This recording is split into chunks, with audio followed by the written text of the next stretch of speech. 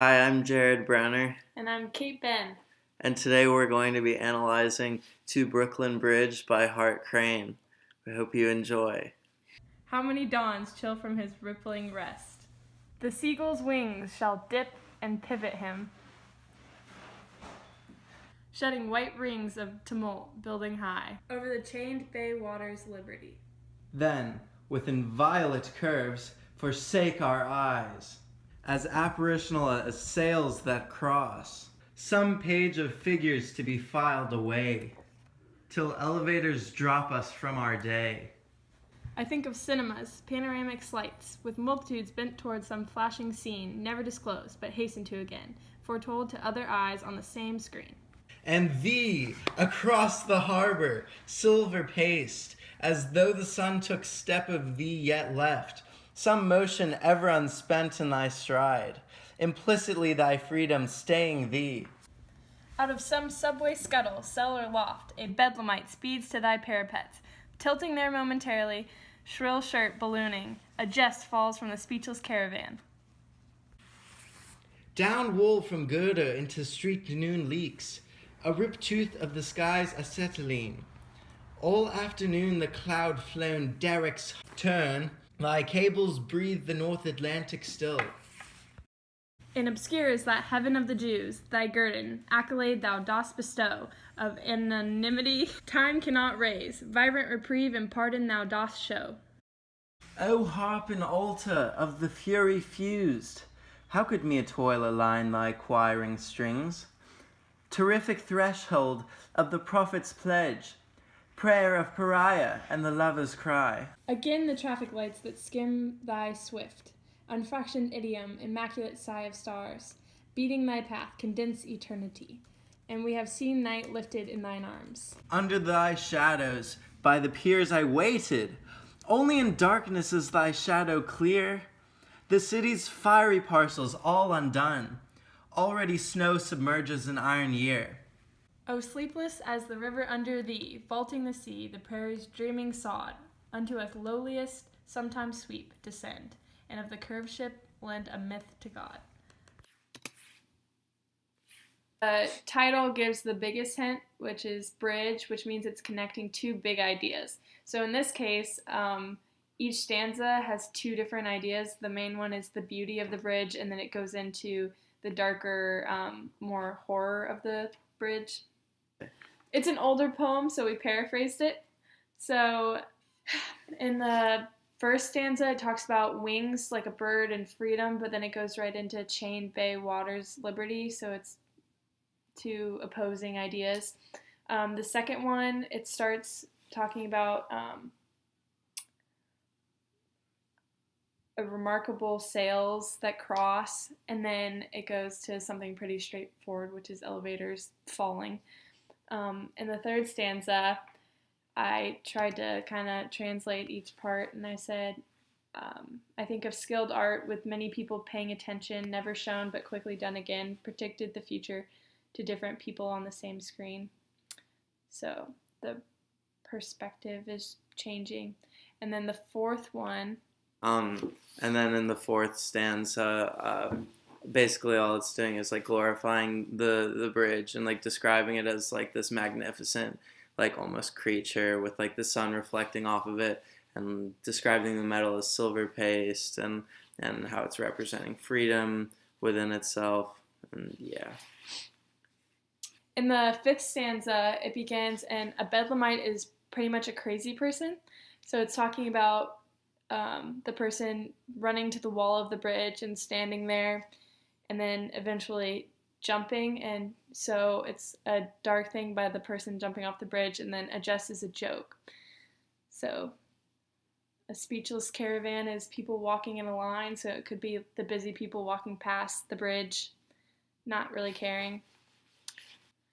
So in the sixth one, rip tooth could be another sort of description of the jagged peaks of the top of the bridge, and then the sky's background with the sun. And then it also describes the cables breathing, so that's the bridge moving, and in the author's way, describing the bridge as alive. So how mere toil aligned thy choiring strings is how people had to work hard to create the bridge, and the strings could be explaining like wires holding the bridge up. So just like in the line where it says noon leaks, another morphed time is condensing eternity. So Crane is trying to explain something by using time in a altered way. In the last stanza, he kind of compares the bridge as God, and then underneath is mankind, and the chaos and darkness of mankind, and then the bridge is like high up in the sky. Okay, so for the analysis of this poem, we chose Tip Fast. So for starters, the title is To Brooklyn Bridge, coming from his book From the Bridge. And then just based off that, without reading the poem or anything, like odds are that it's about the Brooklyn Bridge, like if you could put money on it. Next thing, the paraphrase, or like we just sort of did a summary. Basically, the poem is like a description of, you guessed it, the Brooklyn Bridge, and basically the beauty of it, and how like even the positives and the negatives of the bridge are beautiful, and he just like glorifies the bridge the whole time. The figurative devices that we found were firstly repetition in stanza 4 with like thee and thy, and then personification, which with the caravan being speechless, either it's personification or just redundant. And then the cables of the bridge breathing is also personification. 6th stanza, there's an allusion as well to heaven and to God, basically like a biblical allusion in the last stanza, with lending a myth to God. And finally, there's an apostrophe. He addresses the O harp and altar, which isn't part of the poem, in stanza 8. And that's it for figurative devices. Like his attitude and his tone towards with writing the poem was, so for like his attitude with the poem, we basically saw that as like addressing the positives and negatives of the Brooklyn Bridge and his descriptions, both of which are with awe. Whether he's talking about the good of it or the bad of it, it's like he considers both sides beautiful, and he's just inspired and stuff with it throughout.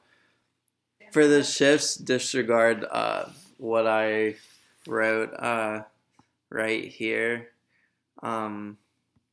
It's not per stanza, but there's a shift within each stanza between positive, like a positive outlook on the bridge, and a negative one. And then there's also a shift like from the beginning describing the surroundings of the bridge, in this case like the bird flying around it, the seagull, to the description of the actual bridge and how like amazing it is and stuff. And then it shifts back at the end to its surroundings, like in the last stanza, how it's talking about the river below it. And then we go back to the title to see if anything's changed our take on it or anything. And we were pretty accurate from our first impression. It was about the Brooklyn Bridge, and specifically to Brooklyn Bridge. He was like almost giving an ode to the Brooklyn Bridge, hence the title.